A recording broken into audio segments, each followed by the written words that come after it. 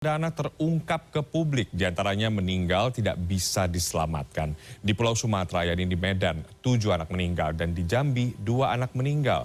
Sementara di Pulau Jawa di daerah istimewa Yogyakarta, 6 anak meninggal dunia. Di Bandung ada 12 kasus dan di Jawa Timur 20 kasus. Hingga Rabu siang, Dinas Kesehatan Sumatera Utara dan Ikatan Dokter Indonesia IDAI Sumatera Utara mencatat ada 12 kasus gangguan ginjal akut progresif atipikal. 7 orang diantaranya meninggal dunia, 6 orang meninggal saat dirawat di RSUP Haji Adam Malik Medan. Seorang lagi meninggal di salah satu rumah sakit swasta di Medan. Satu pasien gangguan ginjal akut progresif atipikal masuk rumah sakit Adam Malik Medan pada Selasa. Anak berusia 3 tahun asal kota Binjai itu dirawat di ruang PICU atau ICU anak. Hari ini kita melakukan penyelidikan epidemiologi. Kita mau tahu by name by address, apa sih penyebab ini. Masih di Pulau Sumatera, di Provinsi Jambi, 2 pasien anak yang mengalami gagal ginjal akut meninggal. Salah satunya sempat mendapatkan tindakan medis cuci darah 5 kali tetapi nyawanya tetap tidak tertolong. Sedangkan 1 pasien lagi masih belum sempat menjalani cuci darah. Wakil Direktur Bidang Pelayanan Rumah Sakit Umum Daerah Raden Matahir Jambi Anton Trihartono mengungkapkan 2 pasien yang meninggal berusia sekitar 8 tahun. Gejala awal pada kedua anak adalah demam dan sedikit sekali buang air kecil. Ini apabila punya anak, ya anak-anak dengan keluhan seperti itu, demam, terus pipisnya sedikit atau bahkan nggak ada, itu cepat bawa ke dokter gitu kan. Beralih ke Pulau Jawa, di Bandung, Jawa Barat, sepanjang Agustus hingga pertengahan Oktober 2022, Rumah Sakit Hasan Sadikin atau RSAS Bandung menangani 12 anak yang terdeteksi mengalami gangguan ginjal akut. Pasien tersebut berasal dari kota Bandung, Kabupaten Bandung, dan daerah lain. Mayoritas pasien adalah balita berusia di bawah 5 tahun dan usia tertua adalah 13 tahun. Dari jumlah itu, beberapa pasien sembuh dan ada juga yang meninggal dunia. Ya, di belakang saya ini merupakan ruangan yang dijadikan untuk merawat pasien anak-anak secara umum di Rumah Sakit Hasan Sadikin Bandung. Ruangan ini juga dijadikan sebagai tempat dirawatnya sebagian dari 12 pasien anak-anak yang mengalami gangguan ginjal akut. Menurut dokter spesialis anak RSAS, pasien gangguan ginjal akut yang datang ke RSAS dengan kondisi fase 1 dan 2 masih bisa diselamatkan. Namun, yang sudah masuk dalam kondisi akut sulit untuk diselamatkan.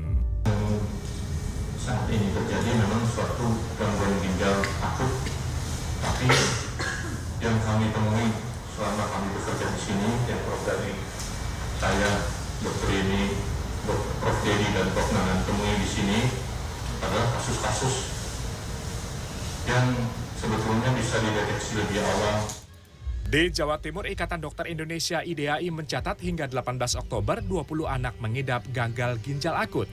Sementara yang terjangkit adalah balita berusia 1 hingga 5 tahun. IDAI Jawa Timur mengimbau masyarakat untuk menjaga anak mereka dari dehidrasi dengan mencukupi cairan tubuh. Jadi memang banyak sekali golongan obat yang bisa mengganggu ginjal. Hanya memang syaratnya ginjalnya baik dan hidrasi, airnya itu cukup, maka itu gangguan tersebut bisa diminimalisir.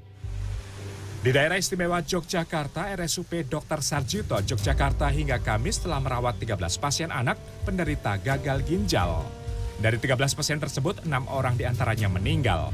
Menurut dokter spesialis anak RSUP Dr. Sarjito Yogyakarta, Kristia Heremawan, pasien gagal ginjal yang masuk ke Rumah Sakit Dr. Sarjito rata-rata sudah dalam keadaan buruk.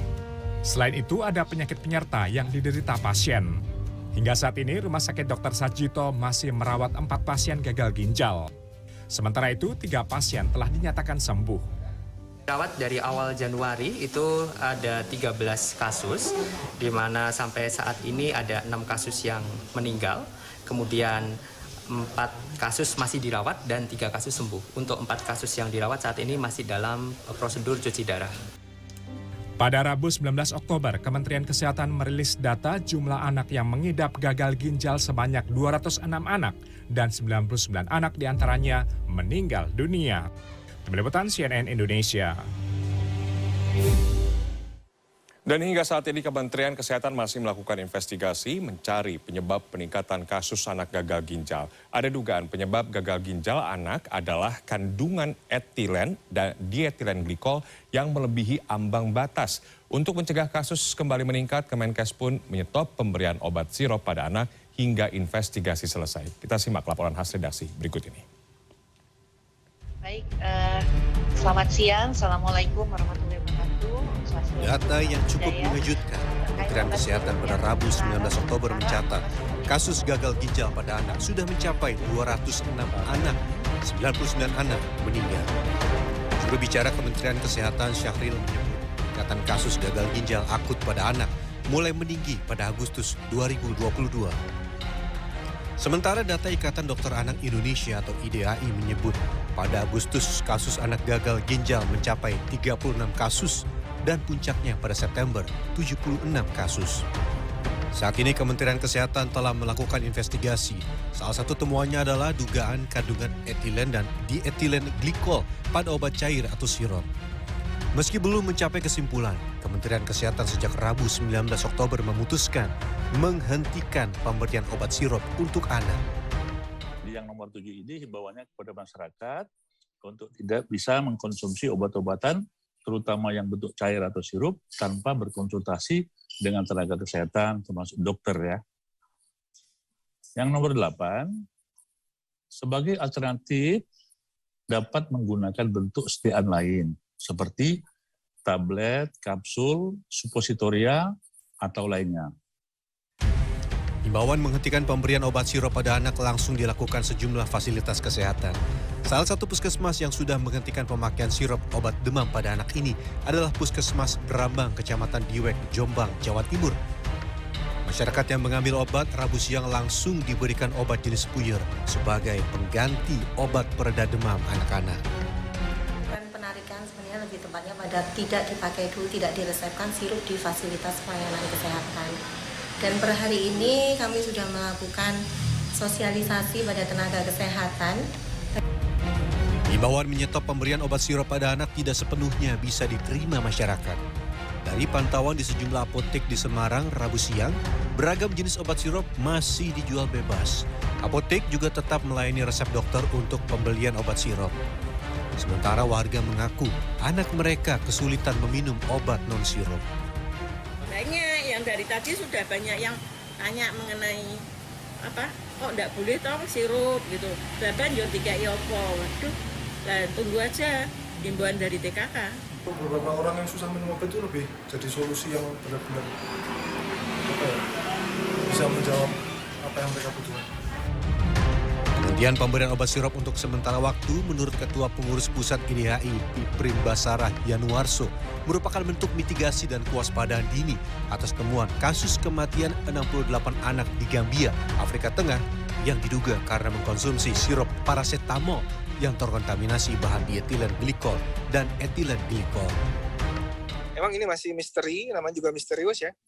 Akan tetapi memang belajar dari kasus Gambia, belajar juga dari kecurigaan adanya etilen glikol dari salah satunya dilaporkan paracetamol sirup ya.